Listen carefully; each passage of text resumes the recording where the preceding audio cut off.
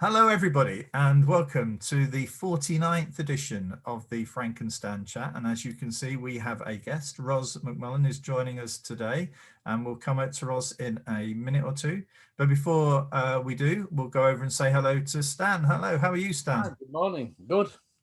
Yeah. Good start to the day. Yeah, we've had a few technical issues with No the video. technical issues. I was going to bluff my way around that fact. We haven't had any technical issues this morning. And also Stan's mother's poorly, so he's just taken a call. So hopefully, and I know Ros has just had a call as well, so hopefully we'll be able to get all through this. But this is life working at home, isn't it? But anyway, you're very welcome, Ros. Thank you for joining us. Would you like to just introduce yourself to the few people out there who perhaps might not know you? Yeah, okay. Well, my name is Ros McMullen. I have been a head teacher, an academy principal, an academy CEO, an executive principal of academies. I was one of the founder members of Headteachers Roundtable and still work a lot with Headteachers Roundtable. I took early retirement a couple of years ago, just before, well, 18 months ago, just before the pandemic hit, and I now spend my time doing lots of voluntary work and also some professional work teaching on the executive NPQEL course. I coach and mentor executive heads, CEOs, etc., and help out where I can through RMC Education. Yeah, thank you, Ros, and thank you very much for joining us. I've just realised, Frank, that somebody's got some hedge cutter going on outside, so I hope it's not interfering with the sound. We can't hear it, and actually, don't worry, I have that problem as well. It's the guy opposite has got his gardeners here today, so but no, we generally can't hear that. So, but I met Ros for the first time when we were both invited to speak at a hearing in a parliamentary hearing in London. And I have to say, Ros was very strident and bold. She's probably used to that territory a little bit more than I was at the time. But I've followed Ros and met her a couple of times since. So I'm really pleased that we've been able to actually get Ros to join us today. So okay, well let's see. With all these technical difficulties we had, we just fingers crossed we're going to get through the 30 minutes without a hitch. But let's get to what's caught our eye this week. And by gum, there's been a lot going on. And Stan, what's caught your eye this week? Suddenly, all this really poor behaviour that's been identified in all these schools. But how do they know? How do we know? Don't know. But the one thing every head teacher that I've spoken to has said has been the incredibly good behaviour of the kids that have come back in. The only thing I've had criticism has been parents, not children. So from a sitting down thinking, actually, these children have done really well. They've been resilient through everything that's happened to them, and they're now back in school and doing as they should. Only to find that apparently there's a crisis and I didn't know about it and nobody's mentioned it. But isn't this to do with the fact that there is behaviour hubs have been created this week or announced this week?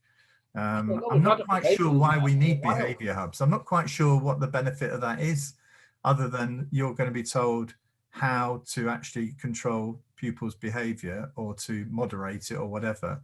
I just, and there's £10 million gone into that. So they obviously needed there to be a bit of a crisis, because somebody will then ask, well, why have you got £10 million going into a behaviour hub programme?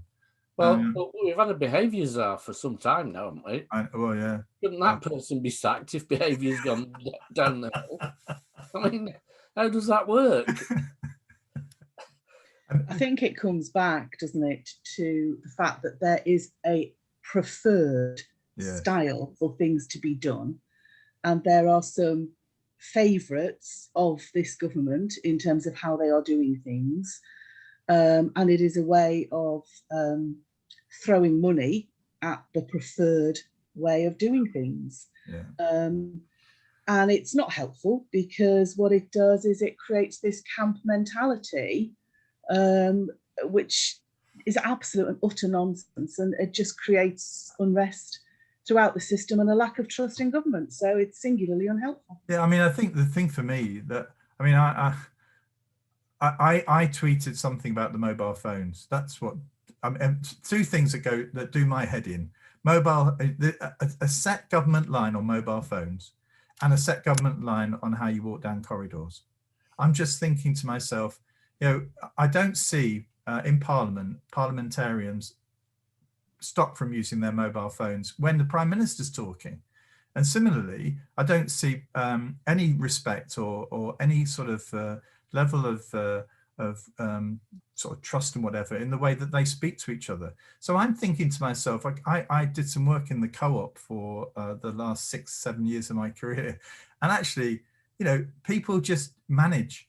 They manage these things. It's disrespectful to be on the mobile phone when you're in a meeting, and actually you just call it out. But actually, you don't stop people using the mobile phones. I mean, the only thing that they've not had, and now they've been told, the kids are told, you can't use them. It's bizarre. Well, the thing that strikes me is, I don't think I have been in a school that isn't managing the use of mobile phones. Right. Yes. I don't think there is a school which allows students to use mobile phones in classrooms unless they are specifically told, take out a device. But for most schools, the kids know that if they use their mobile phone inappropriately, it will be taken off them. Yeah. So where this whole thing about mobile phones comes from is totally bizarre to me, and actually really insulting to kids, because for a lot of kids, their mobile phone has been the way they have access to online learning. Yes, that's the point.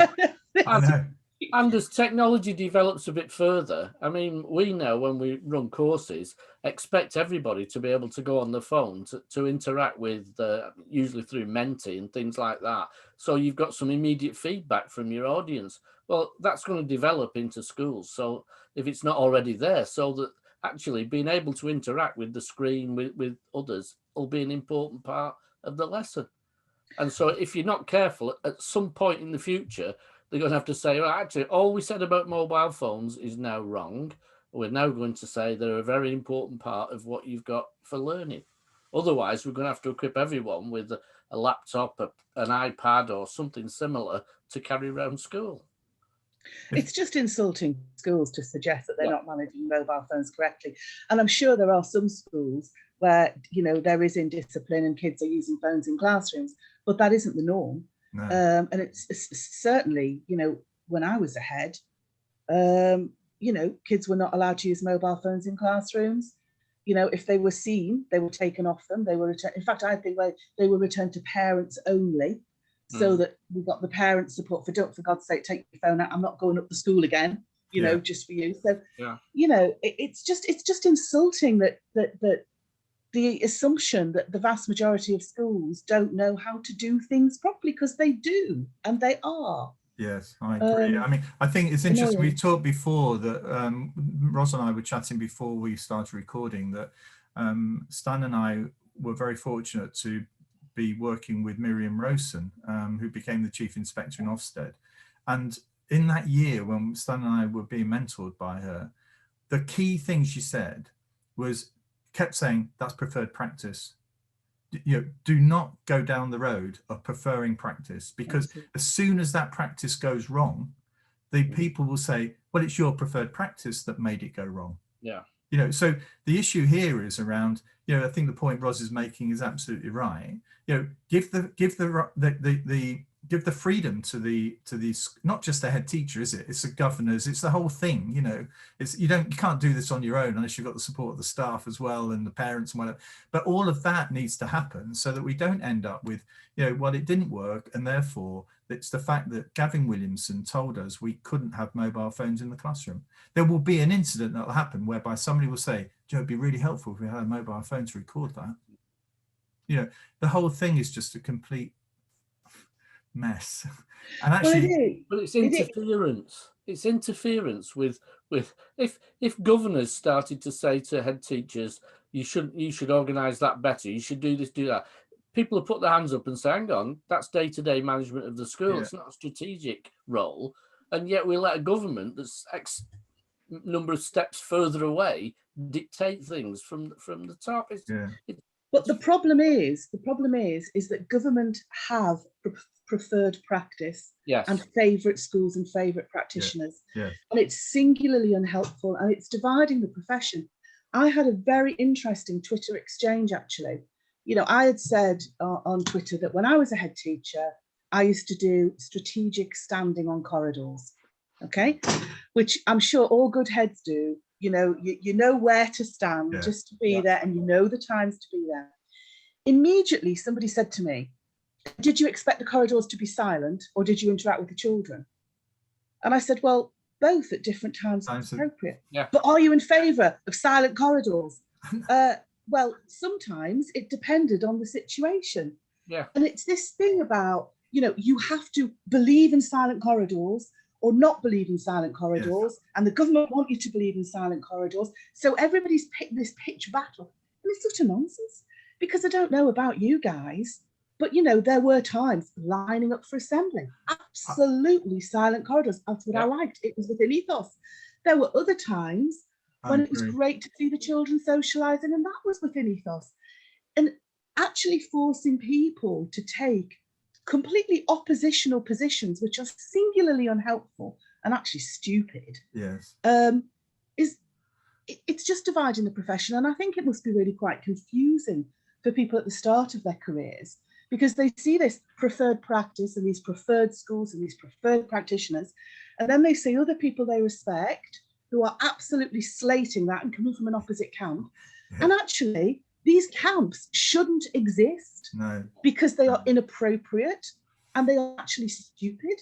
Because if you don't alter your behaviour and your practice according to context, well, you're getting all kinds of messes, don't you? Yeah, absolutely. But I've said to Frank beforehand that one of the difficulties we've got now within our society is that everything appears to be divided into two camps. You either think 100% this way, or there are no shades of grey anymore from the top. So, I mean, what was interesting is the latest thing with Northern Ireland. I know Frank's going to talk about it in a bit. Somebody mentioned on the news, I think, this is the first thing that they've not been able to divide amongst Brexiteers and Remainers, whereas everything else seems to fall into those two similar kinds of people, let's say. But this one, they've not been able to. But everything else seems to me that there's a push to make everything tribal, so that we can divide and conquer, so that we can put people against each other. And I do think, and it's highly cynical, that the behaviour thing of children is more to do with potential votes from the 60 pluses about let's sort children out like when we went to school, than it is about actually doing anything for children. I think it might just be about votes coming up to an election. Yeah, Ros, I mean, it's where about trying to create a culture war. Yeah. I mean, what's caught your eye this week then, Ros? See where these conversations go. Look at everything. I mean, I think the thing that I'm really angry about, and I am really, really angry about this, is just the lies. Lies are just being told by government, and they are getting away with it. And I think, you know, coming back to the Northern Ireland thing, I mean, fundamentally, that's really about a very simple thing. You can either have Brexit and have a united Ireland, or you can maintain the UK and not have your Brexit. And that's the truth. And because it's complex, because there aren't easy solutions, you can't have cake and eat it, you know? And yet when people were saying, look, this is a complex thing, it was Project Fear, we were making it up, things had to be simple. So lies were told, you know, lies were told. And now, of course, what we're seeing, and it must be heartbreaking for the leaders that brokered that Good Friday Agreement. I mean, you know, I remember, you know, Mo Mowlam, Tony Blair, Campbell, you know, I mean, all the hard work, the massive hard work that went into that. And for those of us that grew up in the 70s, you know, we remember what it was like before then. I give you a date, Ros, 15th of June, 1996. Now, anybody who lives in Manchester and is of Yeah. our age will know Yeah. that's the day when the IRA bomb went off at the Arndale Centre. I heard it, Frank. I was in Chorlton. I lived in Chorlton. I heard it. Right. Now, 1996. Now, perhaps for my children, my eldest, you know, to her, she would have been a child when that happened. It may seem a long time ago, but for me, of my generation, that doesn't seem a long time ago. No, 1996, and the recovery of the city centre didn't occur in 1997. You know, it took many years to create the city centre that we have today.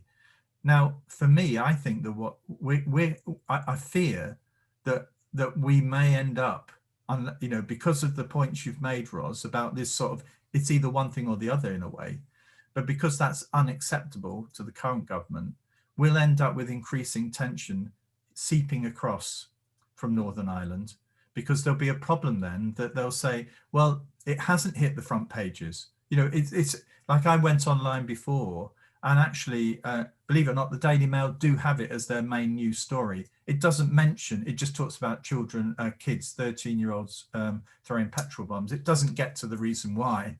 But for me, I have a real concern about this, that this is going to be another one of those things. It's inconvenient, all of this, because if we go heavy on this, it's going to make it look for newspapers and government, we didn't know what we were doing. And the point I want to make is, I'm surprised nobody's said, you know, when a manager in a football club is at the bottom of the table and they're losing, everybody shouts, you don't know what you're doing. You don't know what you're doing. And actually, I feel as though that's probably where the government's at. You don't know what you're doing. So you were going to say, Stan? No, I was saying, you know, if these children are out throwing petrol bombs and everything, there's another good reason to say we need a behaviour team. The guidance on how to stop 13-year-olds from getting a Molotov cocktail. I mean, obviously the problem here is that the science teaching in Northern Ireland has been highly effective, at least in terms of physics, because actually children seem, you know, at least a small group of them have produced Molotov cocktails. But the thing here is that it is a real concern. And just to bring it back, if we may, Ros made the point about lies. This is about truth then, isn't it? You know, how truthful do we actually think our government has been on education issues, on leadership issues in the last year or so? And I think that lack of trust is really it's going to really come back and haunt them, you know, when it comes around to making important decisions, whether it's about, you know, the future of education or the future of Northern Ireland. You know, I just don't feel as though there is sufficient trust around the country for us to sort of just, let's get behind government now. I don't feel like I'm getting behind the government on many issues, because actually I've been lied to. There's a lack of trust. It's all for them. You know, this whole thing around it being about, you know, I said to you, Stan, didn't I? Somebody said, when you lose trust in the government, you then start thinking about, well, what else are they up to that I don't know about? And well, then you the problem is that there seems to be a feeling in our main media channels. So if we talk about the BBC, for instance, which I think everybody used to trust as telling the truth, there seems to be a level of government control over the BBC, which has led to this thing that, you know, we can't facilitate a lack of trust in our government. So therefore, they're not reporting things properly. But actually, this is really, really dangerous, because what's happening is that people now just believe they are being lied to because they're not being given the facts by the media. And people are just becoming either extremely angry, like I am, or just really kind of apathetic and disengaged, that they expect to be lied to. And that's, in a sense, even more dangerous. Young people, I mean, you know, getting back to sort of, you know, how they've been treated, they are so angry at the moment because they feel they've been consistently lied to by government and treated really, really badly throughout this whole last couple of years. There is a real breakdown in people pulling together and believing what they're told, because they know they are either being lied to or being kept in the dark. It's a very dangerous situation, actually. Yeah. I think in some cases, though, what's happened now is we've got, let's take Amanda Spielman with a, yes, the data might show that we've been unfair to schools in disadvantaged areas.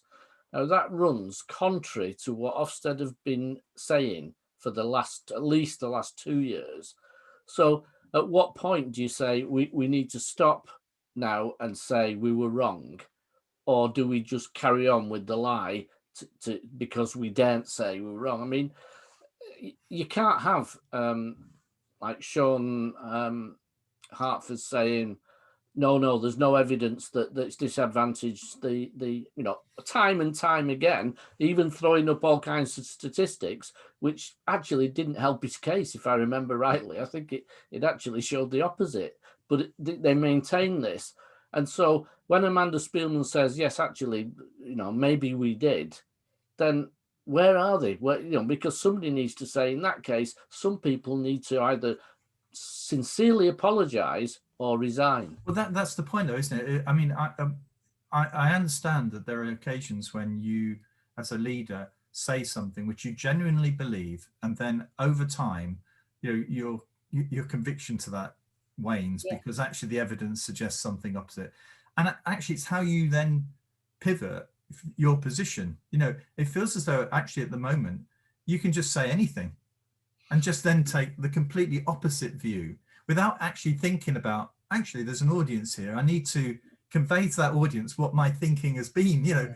I'm really sorry that I thought this was right. Well, I did think it was right at the time, but actually the weight of evidence and Mary or John or somebody said to me, and it's just made me think again, perhaps I had the wrong, there's none of that. There's this arrogance about, I was right here and I'm right here. And I don't need to tell you how I got from here to here. It's more Orwellian than that, Frank. I think it's more Orwellian. I think it's, we've always been at war with East Asia. I think that's where we are. Let's not apologize. Let's just deny that there was anything ever said in the opposite way, because. But it's fundamentally wrong, isn't it? Because a key part of leadership is responding to changing circumstances and contexts and being able to articulate your strategy in the light of that. And that to me is a fundamental and key part of leadership, to sort of say, right here and right now, this is what I see, this is what it means for us, and so this is how I'm going to lead you. And then to be able to say, right, okay, circumstances have changed, this is the change that I have seen, this is what now lies ahead, so this is where the direction I think we need to take, and this is how I'm going to lead you. And to be able to constantly be doing that, and that's what leadership always meant to me, was being able to assess a situation, diagnose what was needed, listen to people, take them with you, communicate with them. And these are all things we don't see happening. What we see is people taking positions and just not being able to persuade, telling lies about their positions, and just fundamentally careering ahead. No apology, no sense of context, no sense of change. I just see a complete lack of leadership, and I despair of it, really. And I think the points you were talking about Ofsted as well. I mean, to me, the whole thing about Ofsted is just crazy, because what seems to happen with Ofsted is that they create bad behaviours in the system, and then they say, right, well, we never meant that to happen. These were just Ofsted myths. So we're now going to change what we're looking for. So behaviours change, and some of those are bad because of the nature of high stakes accountability, and they are the responsibility. Ofsted have created it. And then they say, well, that's all wrong. That's got nothing to do with us, mate. And now we're doing this instead. And a classic, I mean, somebody was explaining to me how the nonsense of triple marking came about. And apparently it was because in an Ofsted report, the schools praised that was doing triple marking.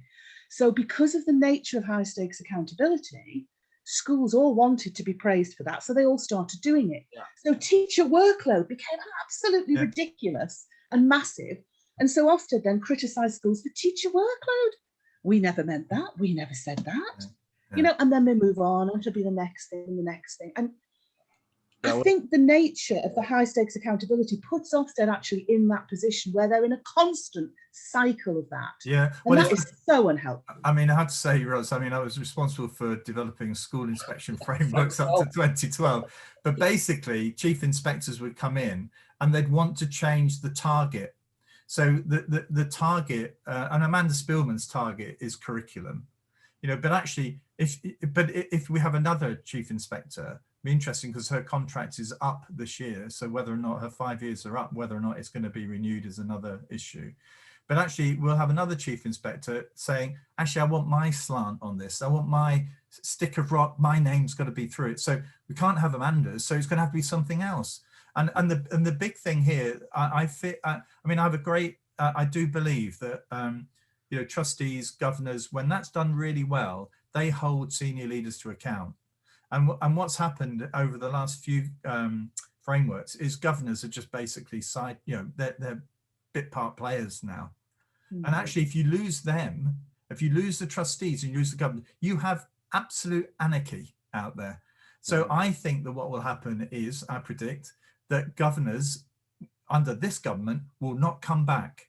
You know, with a different government, I think that there will be a thing. Well, I think we need a little bit more pressure, a little bit more oversight. You know, we'll focus in on the governors.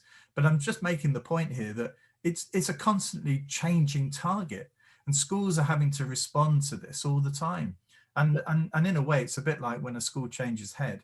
The worst thing that happens is when the new head comes in and says, previous head was a load of rubbish. This is the way we're going to do it. You know, it's exactly the same, you know, and actually I think that's, you know, that is terrible. It reflects really poorly on the school when a head teacher says that. I think for me, that's one of the worst statements that a new head teacher can say. You know, even if it was, you know, not very good in some areas, there are probably some amazing stuff even in the worst school in the country. Yeah, exactly. There are amazing teachers out there doing a brilliant job, treating the kids really well. You know, the difference between you being, you know, in special measures and, you know, the thing for me is that the special measures was really around the ridings and around, you know, the chaotic schools where there was no leadership, you know, and kids were unsafe. You know, the number of schools that are like that today, really? Yeah. I'm not seeing them. I'm not seeing them. I think the other thing Ofsted need to recognise is that power that they have. You know, their power of influence. And as Ros said, you know, one inspection report and everybody wants to know, how did you get to outstanding? How did you get to good? Oh, yeah. I pick that nugget up and I follow it. And for them to say this week, or maybe it was last week, that we never intended schools to write a statement of intent, it is just unbelievable. Unbelievable. You know, if you're in that position and you've said schools should have, we're going to judge schools on their intent, but we don't expect them to write about their intent, then you need to go. Because you don't understand your own role and the effect it has. That's ridiculous. Yeah. But there is that sort of sense of awareness of how you're coming across. I mean, and in a way, I just think that some senior officers and some senior ministers just think, I'll just ride through it. Yeah. I've got enough supporters on my side, you know, that actually I'll just ride through it, and it doesn't really matter. You know, people will forget, and let's face it, people do forget.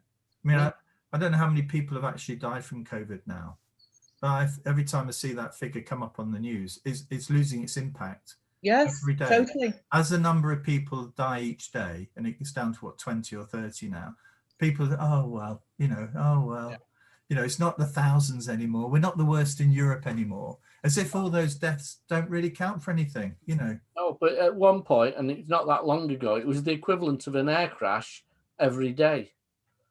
And yet we were just looking at those figures and going, oh yeah, as you say, they're coming down a bit. Yeah. It's not a jumbo jet now, it's just an ordinary jet. You know, and the horrendous figures, absolutely horrendous. Can I just bring us on to one final issue before we finish? Talking about SLI, pupil premium funding and the calculation. That's absolute outrage. I thought that might get a reaction. And that is just, I mean, it's unbelievable. Have you been seeing the work that Andy Jolly's been doing? Yes. But I mean, which is superb. And I'm giving him a lot of retweets and, you know. Yes. But I mean, this is, I mean, it's lies, it's theft, it's duplicitous. I mean, everything about that stinks. Yeah. It absolutely stinks. And they seem to be getting away with it. Well, it's too complicated, Ros. It's a nice one because it feels too complicated, doesn't it? Only really people that are involved in senior leadership in schools really get that. And that number's quite small. So I think they just think, well, you know, it's too complicated. People will just lose interest in it because it'll go over their heads. And I think that, you know, it just goes against, doesn't it? We've done everything we can. Yeah. We're doing everything we can to help the most disadvantaged, the ones that have been affected the most. What we're doing actually is slightly taking money away from schools to help those kids. Yeah. You know, and in a way, that's just poor leadership. It's just, you know, it's just not truthful. It's not honest. It's, you know, but it comes from a place. It's ideologically driven. Yeah. It is ideologically driven. Yeah. I mean, if you cast your mind back, and you know, I mean, maybe a lot of people are going to watch this chat are a lot younger than the three of us. Yes. You know, and they're perhaps not going to remember. But you know, if you cast your mind back to the vision that was there in the 1997 government, where they said we are going to take, I can't remember what the figure was. I think it was 1 million children out of poverty. Yeah. And every single policy that government did had to relate in some way to getting this 1 million children out of poverty. And guess what? They did it. They did it. Now, there is no overarching vision that everybody has to come to from that, because the ideology is just different. The ideology is, you know, we just want to, you know, send money to our mates. Yeah. We need to make profit. We need to untie big business. So, you know, Brexit has got to work. And there is no overarching vision that is good for the country and for people. It's all for them and their friends, and it is disgusting, actually. Yeah. And it disgusts me. We could get onto the levelling up agenda, because I work for the Northern Powerhouse Partnership, and actually, you know, I keep saying how I live in Cheadle, the constituency of Cheadle. Cheadle got town funding. We are, I think, 300 and something least disadvantaged, but we got it. But I don't think Oldham did. Salford didn't either. Salford, was it Salford? Salford, yeah. You know, well, I mean, that just says it all, really, you know, for me. It's just a disgrace. It's just an absolute disgrace. Right. Well, and it's not being reported on. It's not being reported on properly. People, they're getting away with it. And I despair of the opposition, because I don't think the opposition are doing a good job. And I know a lot of people say, well, you know, it's not their fault. They're not being given headroom, and it's very difficult with COVID, and you have to just support a government. I don't really accept all of that. I mean, I just think that, you know, if we had Tony Blair and Gordon Brown, you know, facing these people, they would be being called out a lot more.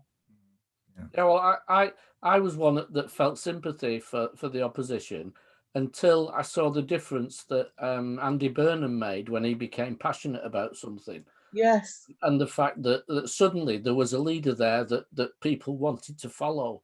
And at the moment in the opposition, I don't think there's anybody people want to follow.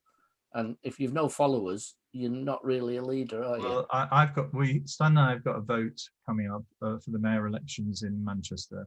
I predict that Andy Burnham gets in with a much bigger majority than he got in last time. You know, there is just nobody other than Andy Burnham, because actually, you know, people just want to see people, you know, standing up for their town, for their city, and Burnham's done that. Okay, well, believe it or not, that's 35 minutes, folks. Is it? Is it? Oh, goes like that. And then at the beginning, we're thinking, what we're going to chat about. Anyway, thank you everybody for watching. I hope that's brought some insight and also some pleasure to you at a time when it's very tricky for our country. But Stan and I are back next week, and we're grateful, Ros, for you for joining us. And Perhaps Been you'll my come pleasure. back. Well, it'd be lovely to have you back. Yeah, it would be nice to have We you are back. going to continue with these. We just thought they were going to be a one or 2 week wonder, but we're nearly at the 50th. So we'd love to have you back. And thank you for joining us. And thank you, everybody, and have a great week. And we'll see you soon.